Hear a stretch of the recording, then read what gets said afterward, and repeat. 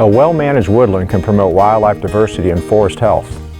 Woodland owners have several tools available to them to achieve these objectives on their properties. Two of the more common techniques that we use are single tree selection and patch cut harvesting. Used together in the long term, these are often termed uneven age forest management because what they do is create trees of multiple generations, or basically different age trees within the same woodland. So in today's video, we're going to talk a little bit about what these two techniques are, what trees they help grow, and how wildlife species respond to them.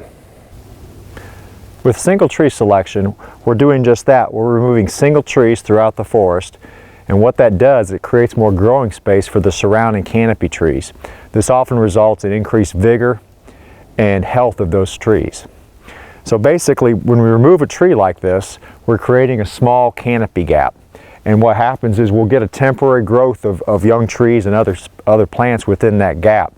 And these conditions used over time really favors a certain species. And so more shade tolerant tree species like American beech or sugar maple are really favored using single tree selection.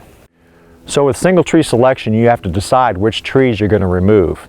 It's really not always the biggest trees that are removed. There's a number of factors that go into that, just like any other management technique. So it's really based on what your management objectives are, what the current stand conditions are, the site conditions, as well as tree biology. So a lot of woodland owners will seek the assistance of a professional forester who can take the guesswork out of this. And so they'll decide which trees to remove that results in the best condition for your woodland. So with single tree selection, there's advantages and disadvantages. Since we're removing very little of the tree canopy, there's actually very low visual impact with single tree selection.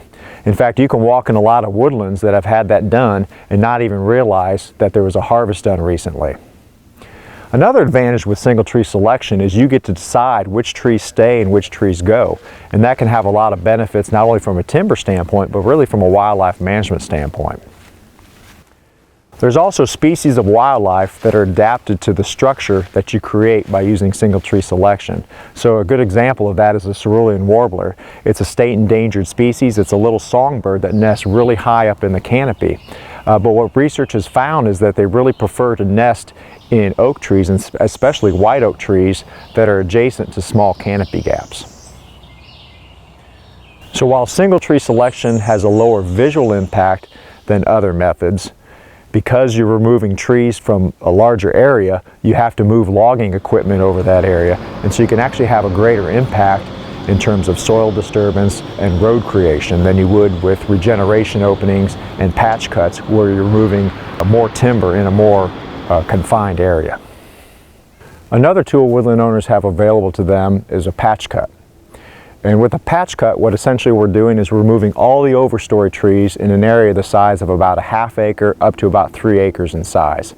And with this technique, we're basically mimicking a natural disturbance event. So what this allows, it allows our shade intolerant species like some of our oak species, cherry, and tulip to have a better chance of growing and competing with other trees. And so when you remove all those overstory trees, you have a lot of sunlight, and for the first few years you have a lot of trees growing in that area at a density exceeding sometimes thousands of trees per acre.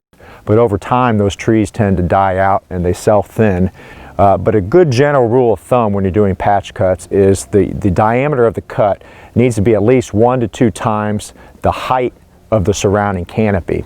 And what this allows is you have a large enough core area in the center of that cut to get full sunlight for the majority of the time. In the surrounding perimeter of that cut, even though you don't have any overstory trees above it, you still get enough shade where it actually promotes the more shade tolerant species like your beech and your maple. In terms of deciding between patch cuts and single tree and other methods, it's all the same in terms of the factors you consider. So it comes down to your management objectives, species biology, the site conditions, and those will really dictate what you're going to do and where.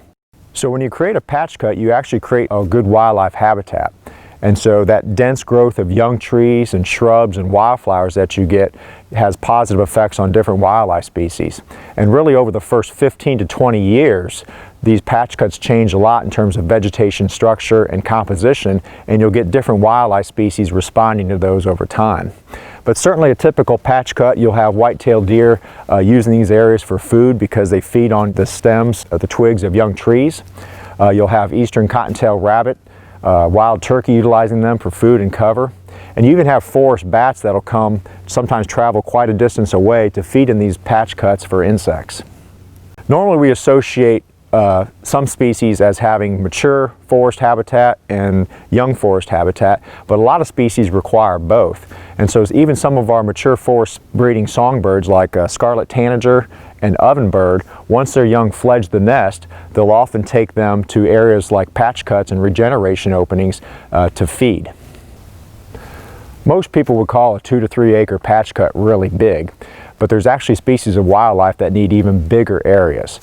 So some of our birds, for example, yellow-breasted chat, which is a songbird, ruffed grouse, these species that are of conservation concern actually need bigger areas. And so in this case, we would prescribe a regeneration opening, which would create areas of even 10 acres or larger that some of these species need. Our sun-loving tree species regenerate naturally within these patch cuts, but we can't always predict which ones are going to come up. So in cases where landowners think that desired species like oaks and black walnuts are unlikely to regenerate naturally, sometimes they'll choose to do supplemental plantings within these patch cuts. In terms of the different timber harvesting techniques, there's no one approach. One technique is not better than the other. They simply result in different conditions, and you're going to have different plant and animal species respond to those conditions. Ideally, you'd want to use a variety of these techniques to enhance wildlife diversity and tree species diversity on your property. Larger woodland owners, you're going to have more flexibility in terms of what you can do, but timber harvesting can still be an important forest management technique for smaller woodlots. Always seek the advice of a professional forester who can help you determine which harvest technique is right for you. To find a forester or other resources, see the web links in the video description below.